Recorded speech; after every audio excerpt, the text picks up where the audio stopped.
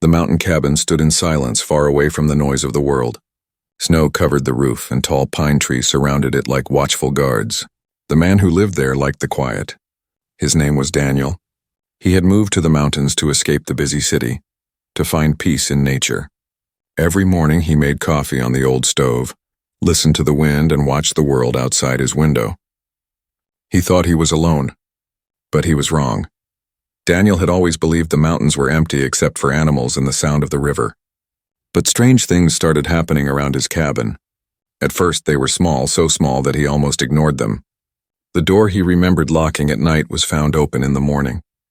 A half loaf of bread he had left on the table was gone. His boots, which he always left by the door, were moved to the corner as if someone had touched them.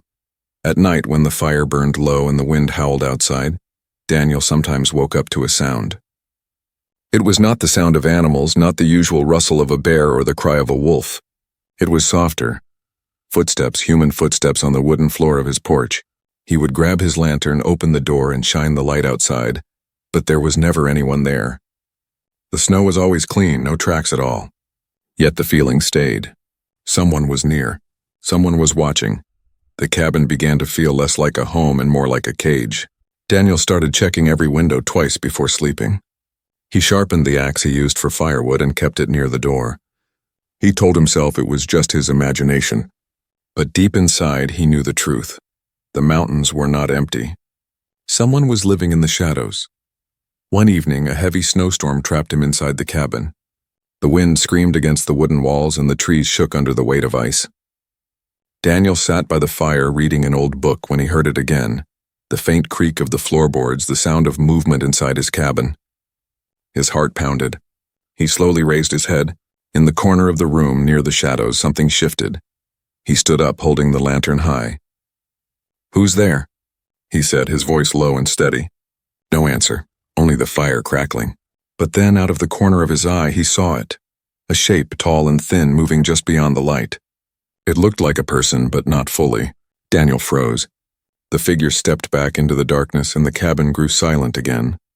The storm outside howled louder, and Daniel realized he was not alone. His hand tightened around the handle of the axe. He forced himself to check the room. He looked under the bed, opened the small closet, even checked the cellar. Nothing. Empty. But the bread was gone from the table again. He had not touched it. Someone else had. For the next few days, Daniel could not rest. He began to notice more signs. A blanket he had folded was now spread on the chair as if someone had used it. The firewood pile was smaller, though he had not used the stove. Once he woke to find the window wide open, letting the freezing air in, even though he remembered closing it before bed. Then came the footprints. One morning, Daniel stepped outside to gather water from the stream. The snow was deep and untouched, except for one set of footprints leading away from the cabin. They were not animal tracks. They were human, bare feet. Who would walk barefoot in the snow? The prints disappeared into the trees, swallowed by the white silence.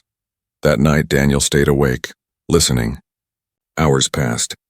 The cabin creaked, the fire dimmed, and then he saw it. Through the reflection in the window. A shadow moved behind him. A figure, a woman's shape. He spun around, but the room was empty. His chest tightened, fear mixing with disbelief. Was he losing his mind? Or was someone truly living with him in the cabin, unseen, waiting in the dark? Daniel sat back down, trying to calm himself. But the air felt different, heavy, as if eyes were watching him from the corners of the room. He whispered to himself, "I am not alone." The storm outside faded, leaving only silence. And in that silence, Daniel knew the truth.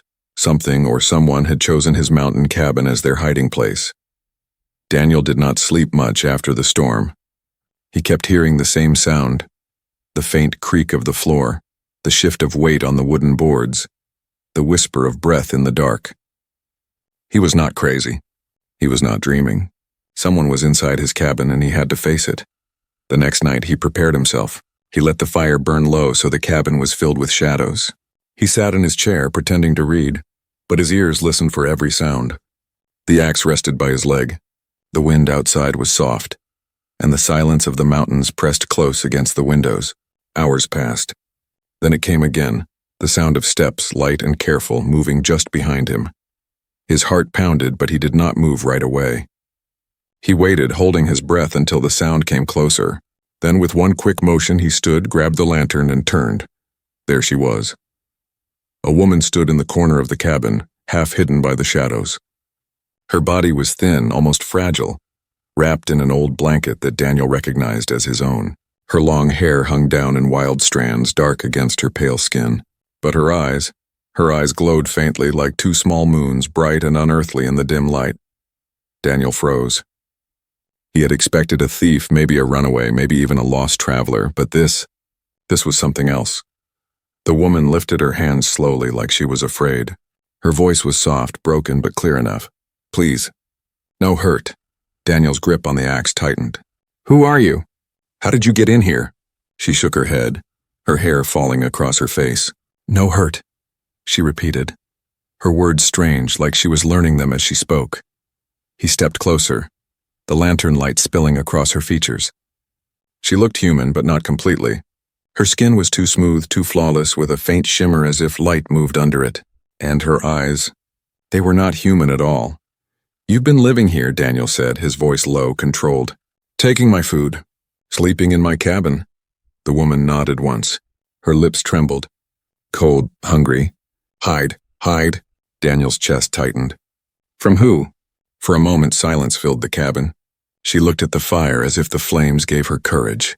Then she whispered, not from here, not from here. The words struck him harder than the cold wind outside. He stared at her, trying to make sense of what she had said. What do you mean, not from here? She looked back at him, her glowing eyes catching the lantern light. And in that moment, Daniel knew she meant it. She was not from the town, not from the country, not even from this world. His hand trembled on the axe handle. A dozen thoughts crashed in his mind. Was she dangerous? Was she lying?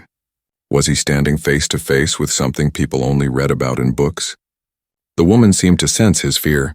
She lowered herself to the floor, sitting like a child, her arms wrapped around her knees. Please, she said, her voice cracking. No tell. No police, no people.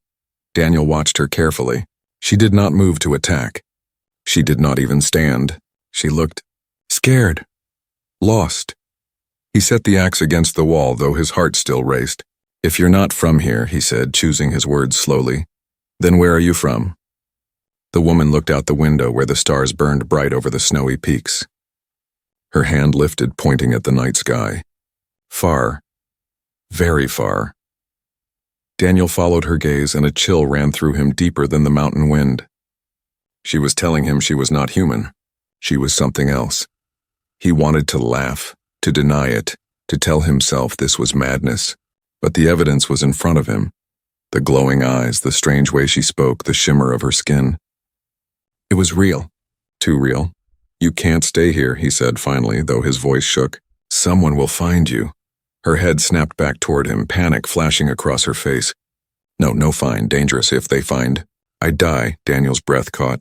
Who's looking for you? Her lips pressed together. She shook her head, refusing to answer. But the fear in her glowing eyes told him enough. Whoever she was hiding from, it was no ordinary threat. The fire crackled between them.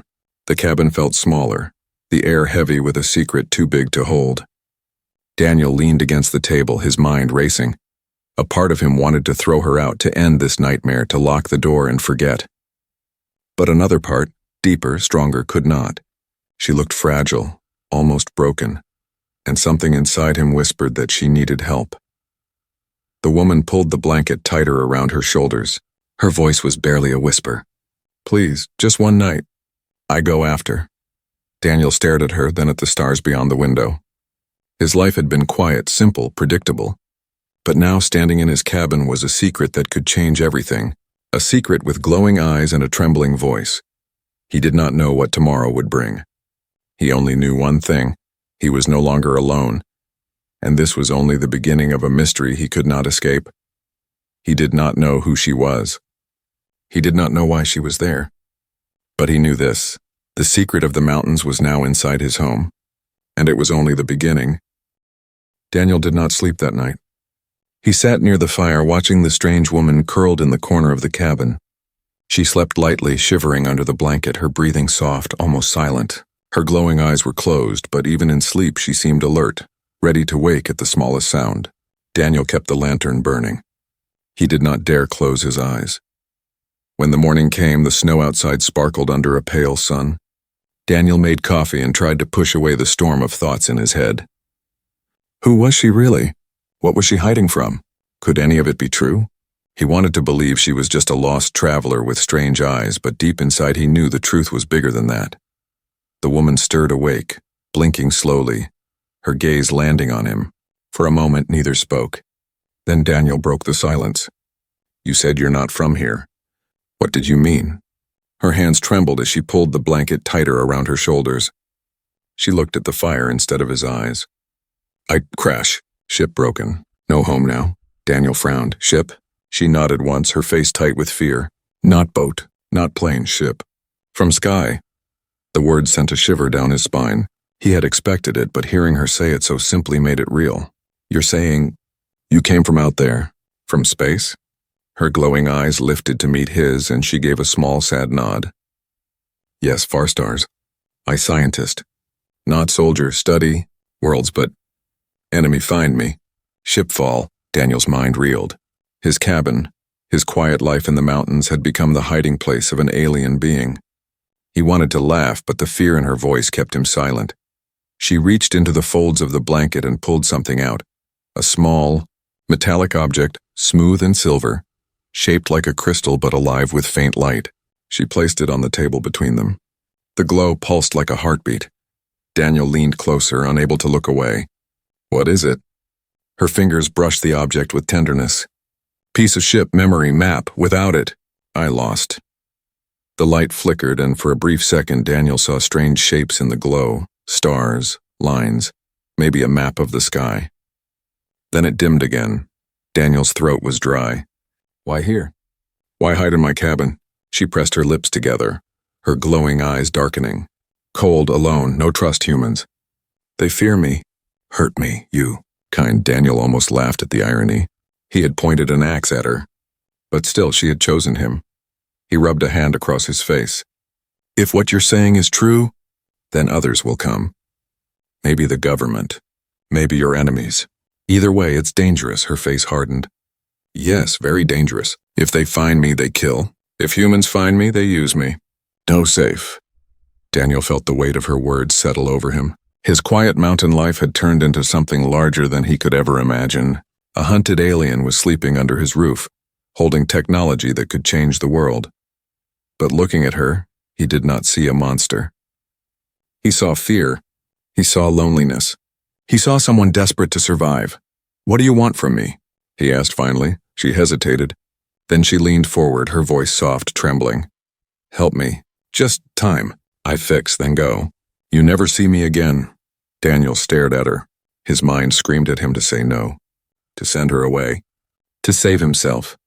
But something in her glowing eyes held him, something that told him she was telling the truth. He nodded slowly. All right, I won't tell anyone, but you need to promise me you won't hurt me. Her head snapped up, shocked. No, I know hurt, I promise. Daniel let out a breath he hadn't realized he was holding. He felt as if he had stepped into a story too big for him. But it was too late to turn back. The woman reached out, placing the glowing object back inside the blanket. Her hands shook and her voice dropped to a whisper.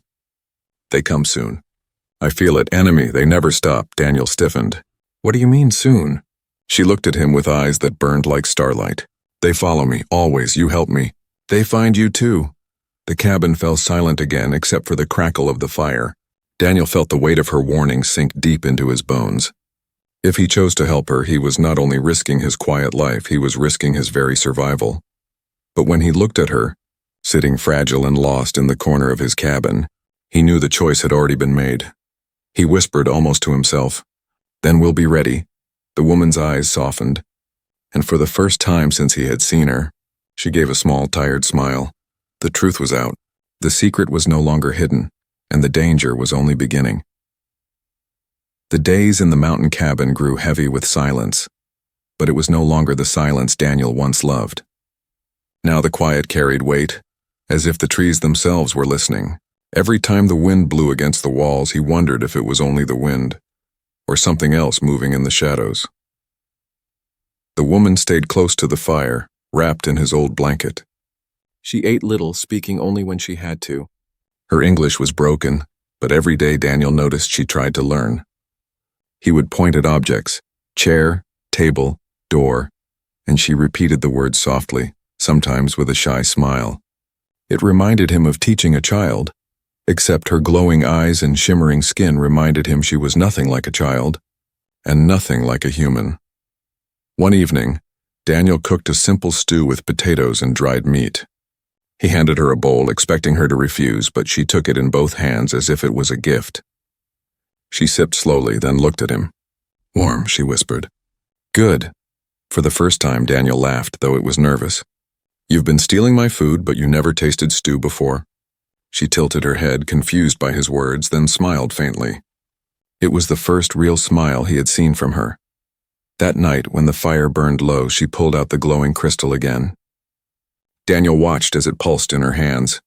"Memory," she said, her voice soft. "My people. My home." The light spilled across the cabin walls, painting shapes he could not understand. For a moment, Daniel thought he saw tall towers under strange skies, and oceans that glowed with silver light. He felt his chest tighten. She was showing him her world. What was it like? He asked quietly. Her face turned sad. "Beautiful, but now, gone for me." She held the crystal close as if it was all she had left. Daniel wanted to ask more, but her expression stopped him. He saw loneliness in her eyes, a loneliness deeper than his own life of isolation. She was not only hiding, she was mourning. The days passed and their strange bond grew. Daniel found himself speaking to her more, telling her about the city he left, the noise he hated, the life he abandoned for the mountains. She listened carefully, her head tilted, her glowing eyes never leaving him. Sometimes she repeated his words as if learning the rhythm of human speech through his stories. One morning, while he chopped wood outside, she came to him, holding something in her hands. It was a small device, silver and broken, with wires and shards of glass. "Ship," she said. "Need fix. Not strong now." Daniel took it gently, though he had no idea what he was holding. "This is from your ship?" She nodded. "If fix, maybe go home. If not, stay here. Hide forever." Daniel swallowed hard. The idea of her staying here forever sent a strange mix of fear and comfort through him. He shook the thought away. "I don't know how to fix this. I'm not a scientist." Her eyes lowered, and for a moment she looked small, almost fragile. "I try, but need time." "Need safe," Daniel nodded. "Then you'll have time. I'll make sure of it." The promise left his lips before he even thought about it. He wasn't sure why. Maybe because he pitied her. Maybe because he admired her courage. Or maybe because deep down he wanted her to stay, but safety was already slipping away. At night, when the sky was clear, Daniel noticed strange flashes far beyond the mountains, lights that did not belong to stars. Once he heard a hum in the distance like metal cutting through the air. When he asked her about it, her face grew pale. "They look," she whispered. "They close." Daniel's stomach twisted. Whoever she was hiding from, they were not far. Still, he did not send her away. Instead, he began to prepare. He gathered extra firewood, stocked food, and made sure the axe was sharp. She noticed and touched his arm one evening, her hand light as snow. "You risk," she said. "Because of me." Daniel met her glowing eyes. "You didn't choose this. You just want to live. I can understand that." For a long moment she looked at him, and Daniel thought he saw gratitude and something else shining in her gaze. That night, she sat by the fire and whispered words in her own language, soft and musical. Daniel did not understand, but he listened. The sound was haunting, like wind through the mountains, like water over stone. "What are you saying?" he asked. She smiled faintly. "Story. My people's story. For remember." Daniel leaned back, letting her voice wash over him. For the first time in years, he felt his cabin was not empty. For the first time, the silence did not feel lonely, but the peace could not last. One morning he found tracks near the edge of the forest, boot prints, heavy and deep, leading toward the mountain road. They were not his, and they were not hers. When he returned to the cabin, his face pale, she already knew. "They come," she said, her voice trembling. "Not human, not safe." Daniel clenched his fists, looking at the fragile woman who had become his strange companion. He had promised her safety. Now he wondered if he could keep that promise. Their bond had grown, but so had the danger, and soon the mountains would no longer be quiet. For weeks Daniel had lived in silence, but now he felt the air itself change. It was heavier, restless, filled with something unseen. Even the animals seemed to sense it. He noticed fewer deer near the cabin, fewer birds singing at dawn. The forest was holding its breath. Something was coming. It started with the sound of engines. One morning Daniel was outside chopping wood when he heard them. Low, heavy, not like the trucks from town. He froze, the axe still in his hands, and listened as the noise rumbled through the trees. Vehicles. Several of them. Slowly moving up the mountain road, he rushed back inside. The woman was sitting by the fire, repairing the small device from her ship. The moment she saw his face, she stood up, her eyes wide. "They?" she whispered. Daniel nodded. "Trucks, too many for hunters. Too quiet for tourists." She pressed a trembling hand against the table. "Not safe. They find." Daniel grabbed the lantern and doused the flame. The cabin fell into shadow, lit only by the pale morning light through the window. He peered through the glass. 3 black vehicles rolled slowly along the snow-covered road. They did not look like forest rangers or hikers. Their windows were dark, their movements careful. The lead truck stopped at a bend and 2 figures stepped out. Even from a distance, Daniel felt unease. Their movements were too sharp, too exact. They looked human, but something about them was wrong. The woman's voice was almost a hiss. "Not men, enemy." Daniel turned to her. "What do you mean, not men?" She shook her head quickly, fear flashing in her glowing eyes. "Disguise. They look human, but not. They follow me, always." Daniel felt his chest tighten. He had believed her stories, but a part of him still thought it might all be fear. Now looking at those figures in the snow, he knew this was real. The 2 figures scanned the trees, their heads turning unnaturally smooth like machines. One of them crouched, touching the ground as if searching for tracks. Then, almost at the same time, both turned their heads toward the cabin. Daniel pulled back from the window. His breath came fast. "They know we're here." The woman gripped the small crystal, holding it close. Her voice shook. "If they take me, they kill." "You too," Daniel's mind raced. He had no weapons besides his axe and an old hunting rifle with only a few bullets. Against whatever these things were, it wouldn't be enough. But he could not hand her over. He had promised her safety. And deep inside, he wanted to keep that promise more than anything. He moved quickly. "We need to hide now." But the woman shook her head. "No hide. They smell, they hear, always find." Daniel's eyes darted to the door, then to the cellar hatch beneath the floor. "Then we fight." Her glowing eyes widened. "Fight? You? Human. Weak." Daniel almost laughed at the insult, but his voice came firm. "Weak or not, I won't let them take you." The woman stared at him for a long moment, her expression unreadable. Then she nodded slowly. Together, they moved fast. Daniel grabbed his rifle, loading the few bullets he had. The woman opened her blanket and revealed another fragment of alien technology, small, sharp, like a broken piece of a weapon. It hummed faintly when she touched it. The sound of footsteps crunched outside. Shadows passed the window. A knock came at the door. 3 hard, even knocks that echoed through the cabin. Daniel raised his rifle, his hand steady even though his heart thundered. "Stay behind me," he whispered. The woman shook her head. "No, side by side." The door creaked as the handle turned slowly, as if whoever was outside already knew it wasn't locked. Daniel aimed, ready to fire. But before the door could open, the woman raised her shard of alien metal. It flared with blue light, and for a moment Daniel felt the heat of its power against his skin. The door swung wide. 2 figures stepped inside. They looked human. Dark coats, pale faces, but their eyes were cold and glassy, their movements too precise. The first one spoke, its voice calm, almost polite. "We are searching. Something valuable. Give it to us." Daniel's finger tightened on the trigger. "There's nothing here for you." The figure tilted its head like a machine trying to understand. Its eyes shifted toward the woman. She gripped the glowing shard tighter, her teeth clenched. The second figure stepped forward, its face twisting unnaturally as it spoke. "She belongs to us." That was all Daniel needed to hear. He fired. The rifle's crack shattered the silence. The figure staggered back but did not fall. Instead it straightened, a dark fluid leaking from the wound that was not blood. Its mouth opened in a terrible grin. The woman screamed a word in her language and hurled the glowing shard. Blue light exploded in the cabin, slamming both figures against the wall. The cabin shook, dust falling from the ceiling beams. Daniel pulled her toward the back door. "Move!"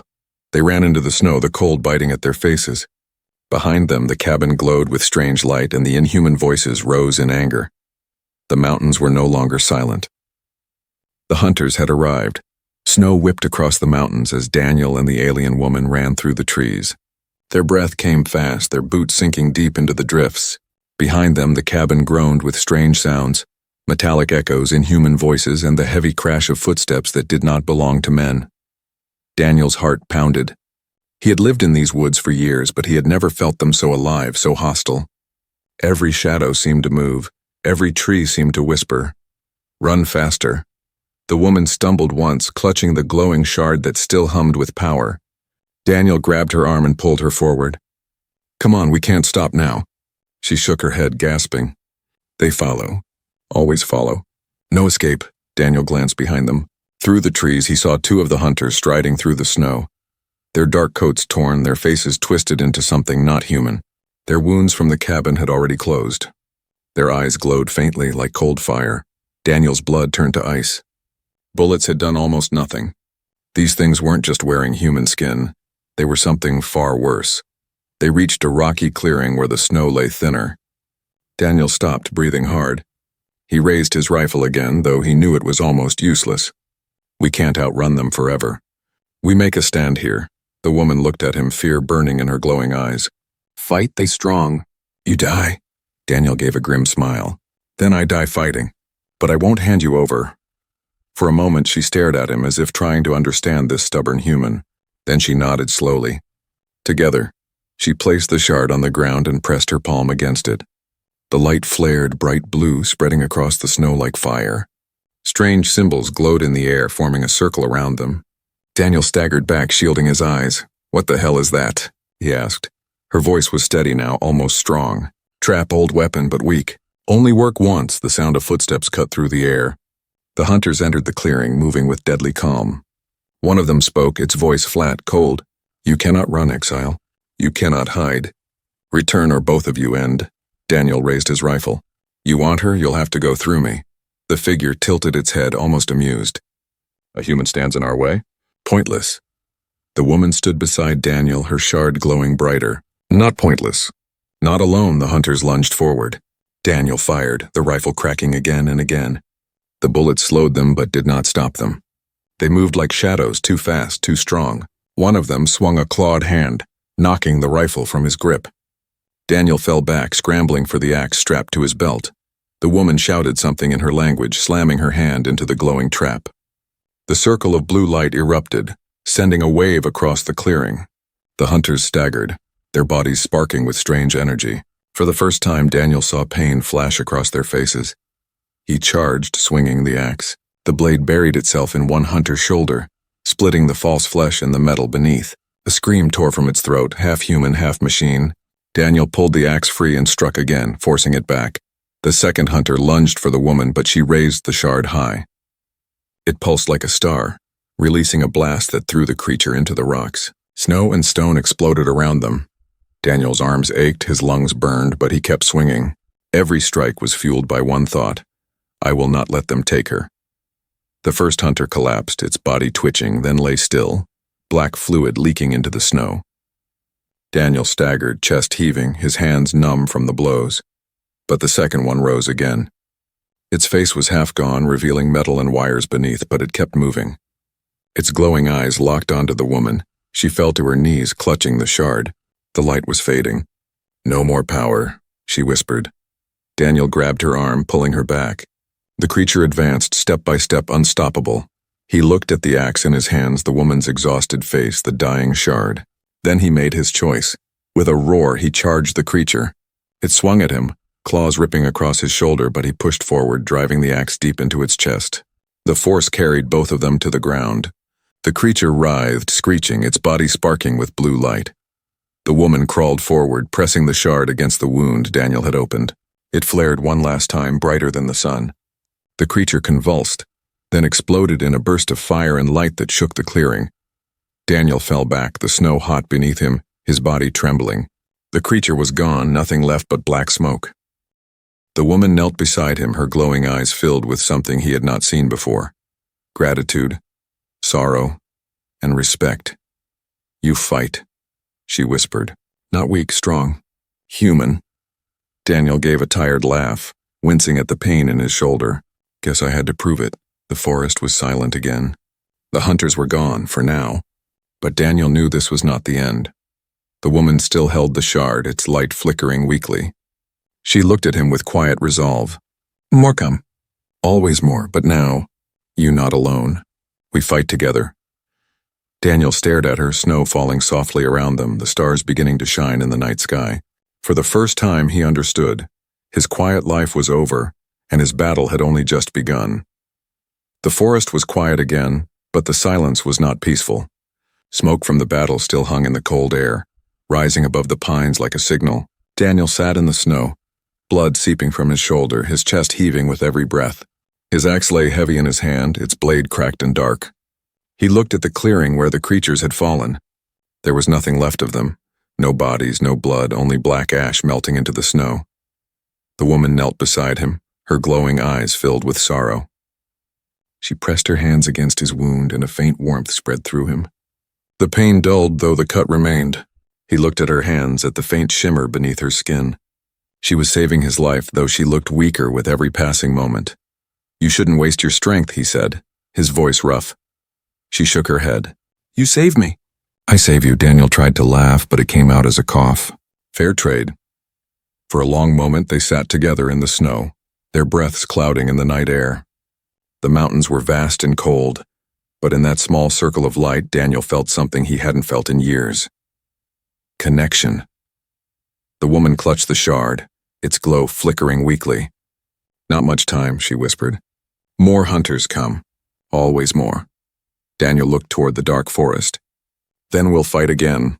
She shook her head, sadness heavy in her eyes. "No, if I stay awake, you die. They never stop, never."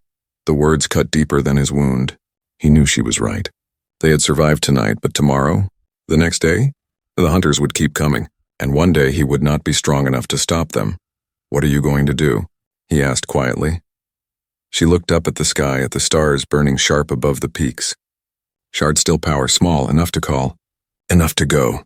Daniel's heart sank. "You mean leave?" She nodded. "Portal. One chance I go. They follow me. You safe." The thought hit him like a stone. He had lived alone for years, thinking he wanted solitude. But after these days with her, the cabin no longer felt empty. The silence no longer felt like silence. Now the idea of her leaving filled him with a hollow ache he could not describe.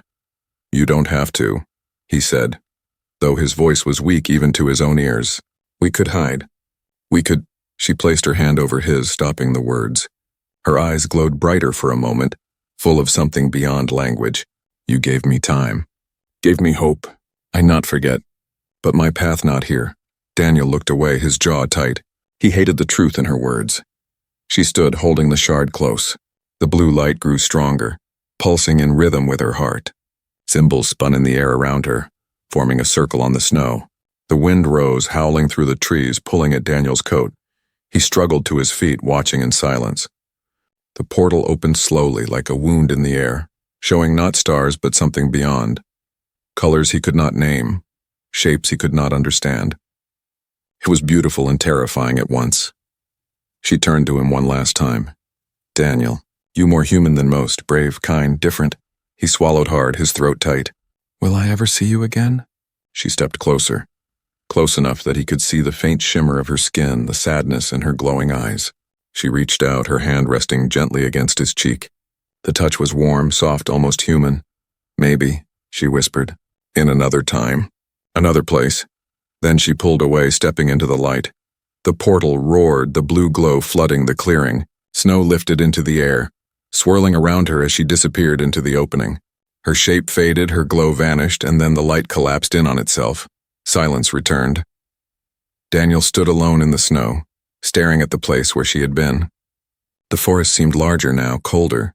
The clearing was empty, as if nothing had happened at all. Only the cracked axe, the broken rifle, and the ash in the snow proved it had been real. He turned slowly, limping back toward his cabin. The windows glowed faintly with the last embers of the fire.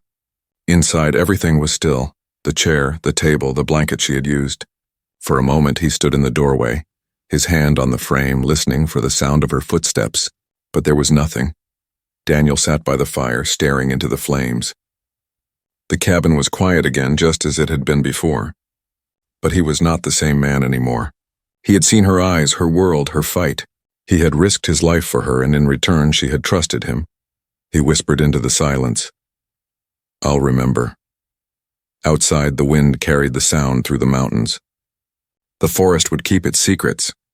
The world would never know what had happened here, but Daniel knew, and somewhere beyond the stars he hoped she remembered too.